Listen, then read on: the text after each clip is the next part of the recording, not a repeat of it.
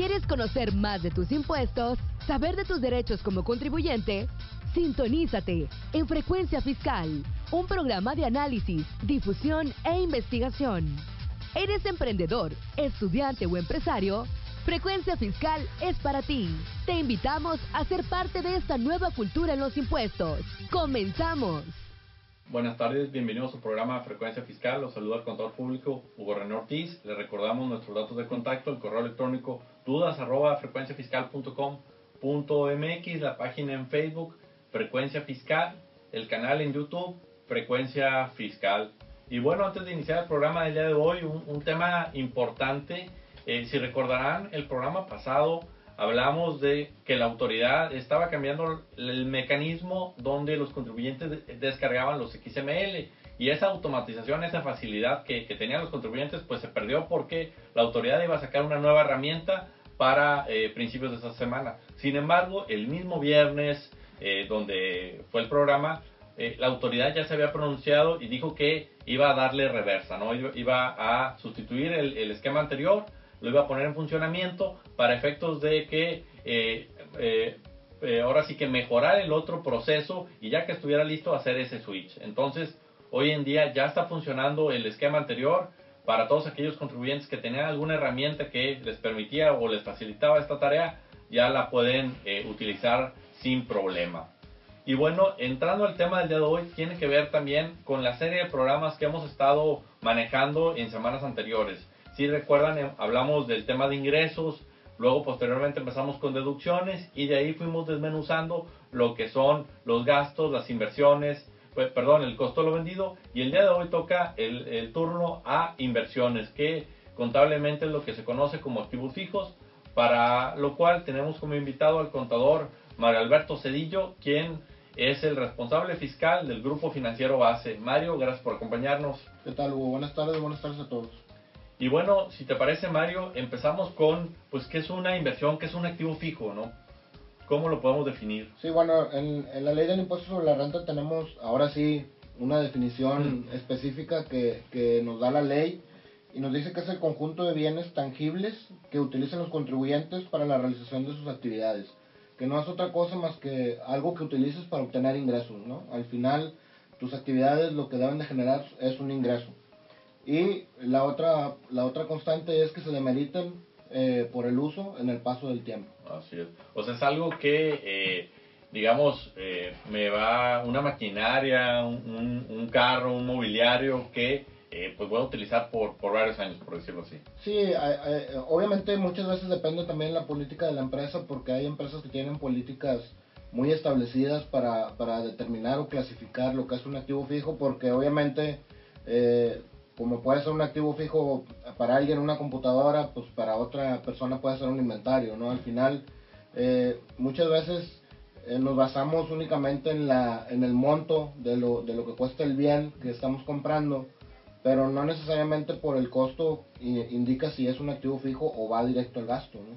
Y aquí otro tema importante y que acabas de mencionar, que para efectos fiscales tenemos una definición. Entonces pudiera ser que para efectos contables, de acuerdo a las normas de información financiera, pues la definición sea diferente, o haya ciertos bienes que de acuerdo a la legislación fiscal no son inversiones y contablemente sí son inversiones. Sí, ahí siempre ha habido esa discrepancia entre lo contable y lo fiscal. Como política contable un puedes tener algún bien clasificado que tú lo metes al gasto, pero fiscalmente estamos hablando de un activo fijo, o a la inversa. Muchas veces también se da el caso contrario, ¿no? Entonces es importante pues atender todas las definiciones para la parte financiera, la parte contable, y para la parte fiscal esta definición que hoy sí tenemos en la ley del impuesto sobre la renta, ¿no? Y bueno, una vez que ya definimos lo que consideramos inversión, activo fijo, pues el siguiente paso es qué valor le vamos a dar, o con qué valor lo vamos a registrar. Sí, esto es importante porque muchas veces tenemos la idea, o se tiene la idea de que el activo fijo únicamente es el valor que trae la factura donde compré la maquinaria, o donde compré, no sé, donde hice alguna instalación o algo por el estilo. Sin embargo, la ley del ICR contempla que puedes incluir como parte del activo fijo, o debes incluir como parte del activo fijo, todo el tema que necesites para poner ese bien en funcionamiento. Si la traes del extranjero, pues los impuestos de importación, los pagos que haces en la aduana, los fletes, todo lo que te cuesta la instalación, los gastos de la aduanal, todo ese tipo de gastos se deben capitalizar como parte del costo del activo fijo. Algunas veces, lo que sí hay que tener muy claro es que el IVA no es parte de eso, lo explica, lo dice textualmente la ley, el IVA no es parte de la inversión, o sea, no es parte de lo que tendrías que llevar a una depreciación. Entonces, y eso es por el simple hecho de que el IVA es en base al flujo, ¿verdad? Entonces, no es un devengamiento como la ley del ICR.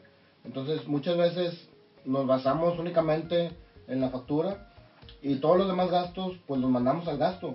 En una revisión pudiéramos tener un tema ahí con la autoridad de que eso debió haber sido parte del monto original de la inversión del activo fijo. Y ahorita que comentas, eso es un tema clave, porque a lo mejor quien está comprando esa maquinaria o el producto o lo que sea, pues es la gente de producción, es la de ingeniería, y quien la está registrando es el área contable. Y el área contable no conoce todo eso que acabas de mencionar, o que si pagaron un flete, que si cobraron por armar la maquinaria, etcétera. Entonces aquí se requiere una comunicación muy estrecha, porque puede ser un error por simplemente una falta de comunicación. Sí, simplemente el comprar una maquinaria fuera del país, simplemente el pedimento de importación, los gastos aduanales, todo eso se paga aparte. Sí. Entonces, si el contador de la empresa no está, digamos, si no está en la misma jugada o en el mismo canal que la otra parte, pues él agarra la factura de la maquinaria y dice, bueno, este es activo fijo, y todo lo demás entra por la parte de gastos. Entonces, en una revisión por parte de la autoridad, obviamente la autoridad, esa parte es un menoscabo para la autoridad, porque estás haciendo deducible un gasto que debería ser inversión, que te lo debes de llevar en la depreciación, a lo largo del tiempo. A lo largo del tiempo, ¿no? En 5 o 6 años, dependiendo el bien que estés comprando. Y también otro caso muy común pudiera ser que a lo mejor alguna empresa, digamos, está construyendo una bodega, ¿no? Entonces, pues compra materiales, compra cemento, varilla, etcétera, y pues pareciera que todo eso pudiera ser mantenimiento, y si la persona que está encargada del registro contable no tiene la información para todo eso considerarlo como un activo, pues ahí también tendríamos problemas, ¿no? Sí, ahí en las construcciones es muy importante tener el control, ¿no? Muchas veces no tenemos esa precaución ni como inversionista, ni como contador, ni como administrador, muchas veces, que son tres personas distintas en la empresa y construyen o están construyendo una nave industrial o algo, y no tienen esa precaución de tener bien identificados los gastos que estás incurriendo para construir toda esa nave industrial o lo que estés construyendo, que al final van a ser parte de tu costo, ¿no? Sí. Entonces, aparte de que lo vas a llevar a una depreciación, pues cuando lo vendas vas a tener un tema, ¿no? Porque al final tu costo no está bien determinado y te tienes que regresar tantos años atrás, y, o sea, es una serie de consecuencias por el simple hecho de no clasificar bien algo que estás comprando para construir un activo fijo, ¿no? Sí, digo, aquellos que nos estén escuchando quizás pues han escuchado el tema de a lo mejor construcciones en proceso, ¿no? Que es, digamos, una cuenta puente en el activo donde se van registrando todos estos gastos que al final del día van a ser parte de un todo. Entonces, ahí se registran los materiales, etcétera. Y ya una vez que hayamos cumplido con todo ese proceso, que ya esté lista esa nave industrial, bueno, pues se reclasifica a una cuenta que sea nave industrial, y de ahí ya partimos con la depreciación. Así es. Que bueno, Mario, es un punto importante. ¿En qué momento puedo yo empezar la deducción de esas inversiones? Bueno, aquí hay algo importante. Muchas veces, como volvemos al tema de que ya tengo la factura, ya vi que es un carro, vámonos, lo contabilizo y el siguiente mes empiezo a depreciar. Pero muchas veces, por alguna razón, no sé, a lo mejor ese carro ya lo compraste, pero voy a suponer, oye, lo mandé rotular o lo mandé pintar de colores de la empresa y todo eso, se tardaron un mes. Bueno, el mes que lo compré y el mes que se tardó, técnicamente no tengo derecho a meter una depreciación o a incluir en mi contabilidad una depreciación, porque todavía no lo uso para los fines del negocio. Entonces, los momentos en que yo debo ¿cómo se llama? De iniciar con la depreciación del bien es al mes siguiente de su utilización para el negocio, o si por alguna razón tengo alguna conveniencia, el ejercicio siguiente al inicio de su utilización para los fines del negocio, ¿no? Esto es importante porque al final muchas veces como a lo mejor son meses, pudieran ser meses de diferencia, pero si es un bien grande, una maquinaria grande, costosa, o camiones costosos, pues la depreciación representa un buen gasto que le estás impactando a la parte fiscal, y por meses estaríamos hablando de una buena cantidad de dinero en impuestos que estás dejando de pagar, ¿no? Así es, sí. Y que en ocasiones también tiene que ver con un tema financiero, y financiero me refiero al desembolso del impuesto, ¿no? Exacto, sí, muchas veces no es nada más el tema de contable, ¿no? Al final el tema contable va y repercute en la parte fiscal, y esa parte fiscal repercute en el impuesto que estás pagando. A lo mejor, si lo vemos desde un punto de vista de los pagos provisionales, no tienes un efecto porque no utilizas los gastos, tributas en base a los ingresos con tu factor de utilidad, pero en la declaración anual sí estás agarrando 2 o 3 meses de depreciación que no debiste haber tomado, ¿no? Así es. Y ahorita, al hablar de depreciación, ¿cómo calculamos esa depreciación? ¿Cómo se registra en la contabilidad? Bueno, la depreciación tenemos, en la ley nos marca unos porcientos que hay que recordar que dice porcientos máximos. Esto es importante porque al final, si yo por alguna razón, muchas veces a lo mejor tienes un mal año que no te va a generar mucha utilidad o algo, tú puedes escoger o tomar la opción de depreciar un porcentaje menor al que te marca la ley. Si la ley te dice el 30, pues tú puedes depreciar el 15, el 5, el 2, el 1, siempre y cuando no sobrepases el máximo que la ley te marca. Y bueno, también en ese caso, Mario, es importante también considerar que hay requisitos, ¿no? Que una vez que yo ejerzo esa opción de disminuir el porcentaje, bueno, pues tengo que permanecer en él cierto tiempo y ver qué candados tengo para volver después a subirlo en caso de que lo desee. Sí, tienes que permanecer por lo menos 5 años, es lo que marca la ley. Por ahí hay algunas interpretaciones de que lo puedes volver a cambiar entre ese tiempo una segunda vez, que porque la interpretación, pero bueno, así textualmente, sí. Y lo que la autoridad acepta es que si tú estás depreciando una maquinaria o lo que sea al 30%, y por alguna razón en este año decides que sea el 15%, ese 15 tiene que permanecer por lo menos 5 años para volverlo a llevar al 30 o volverlo a cambiar a un porcentaje menor.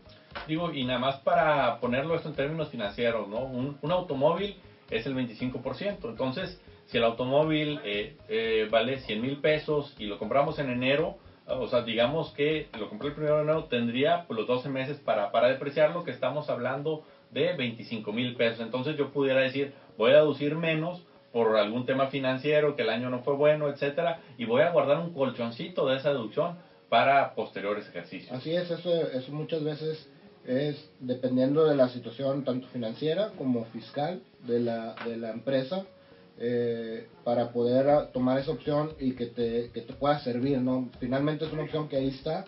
La ley nada más te dice que el máximo es una cantidad de un porcentaje X. Si tú decides una cantidad menor, no tienes ningún problema. Y bueno, también un tema que tiene que ver con financiamiento y relacionado con eso es que a veces hay empresarios que lo ven como si fuera un tema de envase flujo, como si fuera IVA, ¿no? Que dicen, oye, si yo tengo dinero en el banco, voy a tener que pagar un impuesto. Y dicen, oye, ¿sabes qué? Voy a comprar un activo fijo, ¿no? A lo mejor estamos en diciembre, tuvieron ingresos por 1 millón de pesos, por poner un ejemplo, tuvieron de gastos 800 mil pesos, los 200 los tienen en bancos y dicen, oye, voy a comprar maquinaria, voy a cambiar el mobiliario de la oficina, etcétera, y pues ya me quedo sin dinero, entonces no pago impuestos, ¿no? Sí, ese es un error, o bueno, un malentendimiento muy común, y muchas veces viene de que no se acercan con el contador, no se acercan con su asesor fiscal, ni con algún especialista, y al final ellos creen que como bueno, hay que recordar que muchas gentes que tienen ahorita una SA o una persona moral iniciaron como personas físicas. Entonces, muchas veces se quedan con la idea de que como persona física yo deduzco los flujos, y pues hay ciertas opciones para deducir de manera inmediata ciertos activos. Pues me quedo con ese pensamiento y creo que en mi empresa puedo hacer lo mismo. Exacto. Entonces, no es lo mismo. Al final, un activo fijo, pues nunca lo vas a poder deducir. Bueno, sí se puede ahí mediante algunos decretos y mediante algunos estímulos fiscales que vienen en el artículo 220, creo, si mal no recuerdo, de la ley de renta. Pero en la mayoría de los casos es vía depreciación. Entonces, hacer esa operación en realidad, pues te sirve para el IVA. Sí. Pero pues no para la base de renta, ¿no? Y a lo que quiere decir Mario es que si al final del día, en el ejemplo que mencionábamos, los 200,000 pesos, digamos, es equivalente a una utilidad mínima que debes de tener en tus estados financieros. Entonces, si viéramos una empresa transparente, el que compres activos fijos, pues digamos que es el equivalente a una utilidad mínima que tú deberías de estar reflejando en tu declaración al final del año, ¿no? Así es, debería de hacer un match ahí la chequera con la parte contable, ¿no? Entonces, o sea, para que tener conciencia de la implicación que tiene esto, ¿no? Y bueno, también retomando el otro tema que decías, Mario, de la deducción inmediata, ¿no? Que la deducción inmediata, como dices, es un decreto, son ciertos casos en particular, pero también que tiene una implicación financiera, porque si bien es cierto, tú disminuyes tu ISR, cuando calculas el coeficiente de utilidad, la autoridad te dice, permíteme tantito, ¿no? Esa deducción inmediata es algo extraordinario, no forma parte de tu operación, entonces elimínamela a la hora de calcular tu coeficiente de utilidad. Sí, eso es muy importante porque a veces se nos olvida, tomamos las opciones, muchas veces las opciones que nos dan decretos o que nos dan los estímulos fiscales, y al final toda esa parte siempre, al determinar un coeficiente de utilidad, pues está desvirtuando la utilidad de tu ejercicio, que es por esa deducción inmediata. Y lo que pretende la autoridad con eso es que, oye, te di la oportunidad de que hicieras una deducción en este ejercicio, pero no me afectes el siguiente ejercicio porque el coeficiente se paga con el ejercicio actual. Así es. Entonces, por eso es que esa parte de la deducción inmediata la tienes que quitar, porque en el siguiente ejercicio pues no vas a tener esa deducción, sí, y por lo tanto tu factor no estaría desvirtuado, ¿no? Exacto. Sí, que son ocasiones donde vemos lo bonito y ese tipo de cosas, pues, no nos gusta y quisiéramos que no existiera. Sí, lo que pasa es que como el factor lo determinas al final del ejercicio, muchas veces también es que se nos olvida que hicimos esa deducción. Así es. Y pues ahí vienen las consecuencias después, ¿no? Cuando nos revisa la autoridad de, oye, nada más que esta deducción inmediata pues no iba aquí y resulta que el factor se te va a las nubes, ¿no? Así es. Bueno, y por último, Mario, también otro caso importante son las mejoras en estos activos fijos, ¿no? Que a veces yo estoy, no sé, en un camión, le cambié el motor, le puse a lo mejor una caja para poder transportar algo más grande y que, si no tenemos cuidado, a lo mejor lo mandamos a gasto y es una práctica incorrecta porque, pues, es una mejora para esa inversión. Sí, hay que tener cuidado con esa parte. En las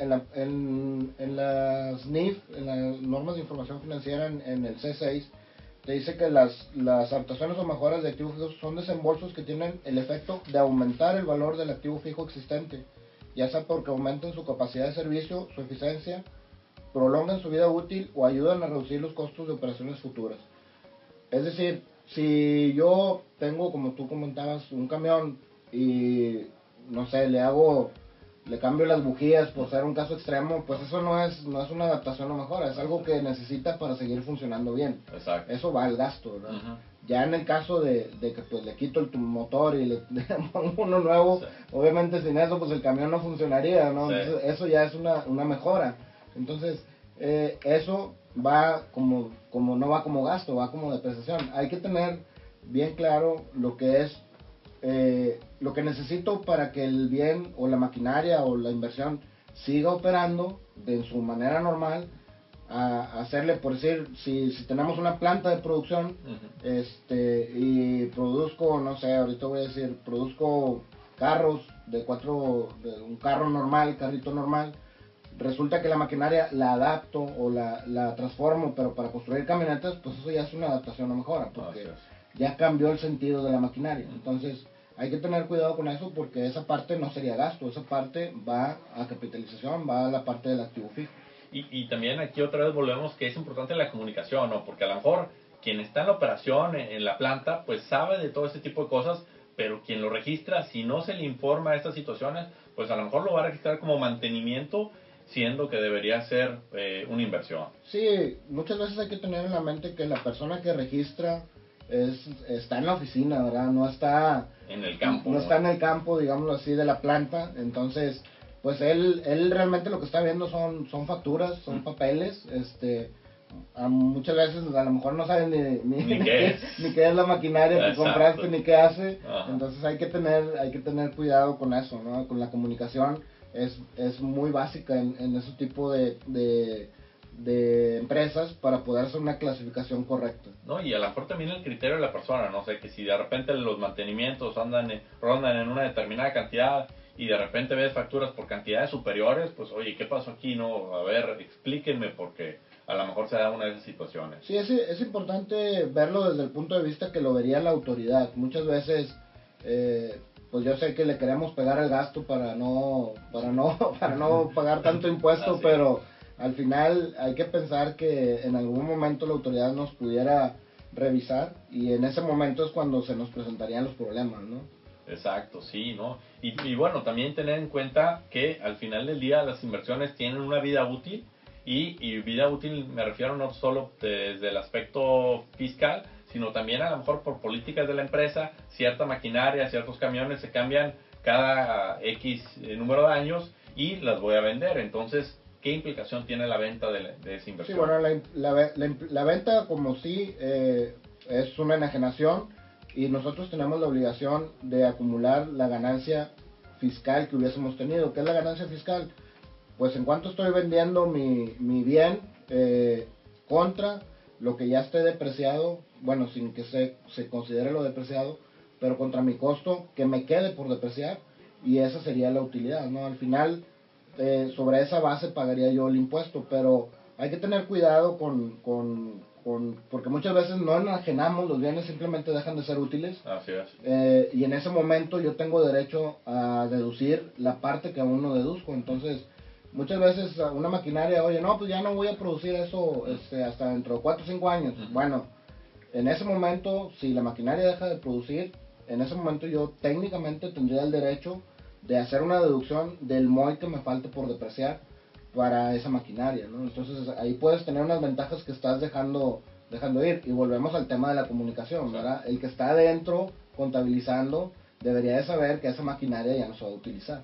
Así es, sí, porque es simplemente que ya no es útil para la empresa y al no ser útil pues, se puede vender, se puede dejar de utilizar, pueden suceder muchas cosas. Así es. Y bueno, también tener en cuenta que a lo mejor hay cuestiones que son intangibles como tal, que también se les da tratamiento de inversiones, ¿no? Pues a lo mejor alguna registro, alguna marca, algunas cuestiones que pues son intangibles, pero que se considera también como una inversión. Sí, comúnmente este tipo de cosas muchas veces las mandamos al gasto, pero muchas veces sin querer o sin saber, más bien por desconocimiento, cuando compramos licencias de derechos de uso de un software, cuando compramos, pagamos por poner una marca o cuando registramos nuestra marca, nos ayudan. Toda esa parte de intangibles que son cosas que no se ven, pero que sí tienes en tu contabilidad, porque las necesitas para el funcionamiento del negocio. También la ley les da el tratamiento de un activo y por lo tanto tienen ahí sus porcentajes de depreciación, ¿no? Eso es importante porque muchas veces compramos algún sistema y en realidad lo que estamos comprando es una licencia para utilizar el sistema. Entonces, esa parte en realidad es un activo fijo, no es un gasto. Entonces, tendríamos que tener ahí cuidado en la clasificación que le demos por el simple hecho de que otra vez vuelves a hacer un menoscabo a la autoridad por la clasificación que le diste en la contabilidad. Así es, y que también recordar que financieramente pudiera ser un gasto, pero fiscalmente es una inversión. Entonces, tenerlo muy, muy claro, porque no También incluso hablando de inversiones en general, pudiera ser que a lo mejor el porcentaje es 25% de automóviles, pero a lo mejor la empresa dice, pues yo considero 20%, ¿no? O considero un porcentaje mayor. Sí, hay que tener en cuenta que la depreciación fiscal no necesariamente es igual que en la depreciación contable, porque por decir, hay criterios en la depreciación contable que es la vida útil del bien. En algunos casos pudiera empatar con la fiscal, en otros no pudiera ser la misma, y muchas veces no tenemos ese análisis o esa diferencia entre la parte contable y la parte fiscal en el control de activos fijos, porque la contable la lleva a contabilidad y la fiscal la lleva al otro, y pues no tenemos ese cuidado, o a veces hacemos una contabilidad fiscal, ¿no? Muchas veces se hace una contabilidad, digamos, fiscal. Oye, contabilidad se acopla a la parte fiscal y hace los porcentajes y todo en base a lo fiscal, pero no necesariamente tuviera que ser así, porque a lo mejor le pudiera convenir a la empresa para efectos financieros, de créditos o costos o cualquier otro tema, le pudiera convenir mejor la contable. Entonces hay que hacer ese tipo de análisis, y eso pues le corresponde al administrador y al contador, ¿no? Así es. Y bueno, nada más por último y para cerrar este punto, que contablemente hay otros métodos de depreciación, porque ese que comentas es línea recta, pero hay otro que se llama dobles años dígitos, unidades producidas. Entonces, sí, hay una infinidad, contablemente hay varios, ¿no? Exacto. Fiscalmente nada más hay uno. Así es. Entonces por ahí, pues mucho ojo con esos detalles. Bueno, con esto concluimos el programa el día de hoy. Mario, muchas gracias por acompañarnos. Gracias por la invitación. Se despide el contador público Hugo René Ortiz. Que tengan una excelente tarde. Hasta la próxima. Esto fue Frecuencia Fiscal. Te invitamos a seguirnos sintonizando todos los viernes de 2 a 2:30 de la tarde.